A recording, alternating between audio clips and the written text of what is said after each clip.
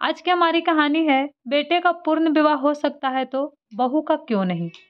पापा प्लीज, आप मेरी बात मान जाएं। इसमें भाभी का कोई दोष नहीं है। क्या अगर उनकी जगह मैं होती तो आप यही सोचते। समस्त जी ने कहा, बेटा मैंने कभी तुझमें और बहू में कोई फर्क नहीं समझा। वो मेरी बहू नहीं, बेटी ही है। तो पापा फिर मान जाइए ना। ये तू क्या कह रही है आरती? विधवा का विवाह जगहंसाई करनी है क्या? पिछली होली पर तुम लोगों ने उस पर रंग डाला, मैंने कुछ नहीं कहा, पर अब शादी हरगिज नहीं। समस्त बाबू तीखे स्वर में अपनी बेटी से बोले तो आरती ने कहा, लेकिन पापा इसमें हर्ज ही क्या है? आखिर भाभी की अभी उम्र ही क्या है? और पापा आप कब से जगहंसाई की परवाह करने लगे? आपने तो कभी भी जाति धर्म क्लास को महत्व नहीं दिया है। फिर भाभी के पूर्ण विवाह पर आपत्ति क्यों? शंकर कोई कोई गैर नहीं है, मेरा देवर है। मेरे परिवार से भी आप बखूबी वाकिफ हैं। बेटी की बात सुनकर वे नरम हो गए, बोले फिर भी मुझे सोचने का समय चाहिए। जरूर पापा, आज का पूरा दिन है आपके पास, मैं कल शगुन लेकर ही आऊंगी। कहकर वह चली गई और समस्त बाबू दुविधा में थे कि क्या करें। एक तरफ बहू के आगे पूरी जिंदगी पड़ी है और दूसरी तरफ उनका समाज, उनकी रूढ़ियां। कुछ बरस पहले ही समस्त बाबू ने अपने बेटे सुधीर का विवाह अपने मित्र की बेटी सोनम के साथ धूमधाम से किया था। शादी के 1 साल बाद दोनों घूमकर लौट रहे थे कि ट्रेन का एक्सीडेंट हो गया। सोनम की जान तो बच गई, लेकिन सुधीर ने वही दम तोड़ दिया था। बहुत मुश्किल से सोनम ने अपने आप को संभाला था। समस्त बाबू और उनकी पत्नी को दिन रात यही चिंता सताए रहती थी कि हमारे बाद सोनम का क्या होगा। दिल की नरम और स्वभाव की सरल सोनम जब भी अपनी सुनी मांग लिए ससुर के सामने आती है तो उनका कलेजा मुंह को आ जाता। पिछली होली में जब आरती अपने परिवार संग पिता के घर होली खेलने आई थी, तब उसने अपने भाभी पर भी रंग डाल दिया था। तब शंकर पहली बार सोनम को देखा था तो देखता ही रह गया था। शंकर आरती का चचेरा देवर था जो नोएडा में जॉब करता था।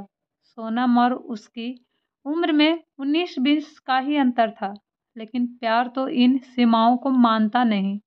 सो वह सोनम को दिल दे बैठा। जब भी अपने घर आता तो सोनम को देखने की किसी न किसी बहाने से यहाँ आ जाता था। समस्त बाबू की अनुभवी आंखों ने शंकर के मन की बात को समझ लिया था। वे सोनम की भावनाओं को भी कद्र करते थे, लेकिन पुरानी परंपराओं के हाथों में मजबूर थे। वे इसी असमंजस में थे कि पत्नी बोली, क्या सोच रहे हैं?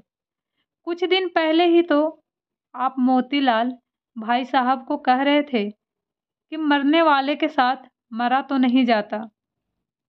जब बेटे का दूसरा विवाह कर सकते हैं तो बहू का पुनर्विवाह क्यों नहीं? सलाह देने और उसे मानने में बहुत फर्क होता है, जानती हूँ, लेकिन कभी ना कभी तो पहल करनी ही होगी। तो आज ही क्यों नहीं? हमारा क्या भरोसा कल रहे ना रहे। जीते जी ये जिम्मेदारी पूरी कर देना ही उचित है। और फिर शंकर को तो आप भी जानते हैं, हमारी दोनों बच्चियां एक परिवार में रहेंगी। इससे खुशी की बात और क्या हो सकती है? पत्नी की बात से समस्त बाबू संतुष्ट हुए, बोले कि एक बार समधी जी यानी सोनम के पिता से भी बात कर लेता हूँ। तभी उनके फोन पर सोनम के पिता का मैसेज आया, सोनम आपकी बेटी है, आपका निर्णय हमें स्वीकार है। साथ में स्माइली का स्टिकर भी था। फिर उन्होंने सोनम को अपने पास बुलाया। सोनम ने कहा, मम्मी पापा, मैं आप लोगों को अकेला नहीं छोड़ सकती और मैं शादी नहीं करूंगी। समस्त बाबू ने सोनम को बहुत समझाया, बेटा तेरे आगे पूरी जिंदगी पड़ी है और हम कब तक जिएंगे, और मेरी दोनों बेटियां एक घर में बहुत खुश रहेंगी, और जब हमें ज़रूरत होगी तो तुम दोनों में से कोई भी हमारे पास आ जाना। बहुत समझाने के बाद सोनम मानी। अगले दिन समस्त बाबू पत्नी के साथ बेटी के ससुराल निकल ही रहे थे कि एक कार उनके घर के आगे आकर रुक गई।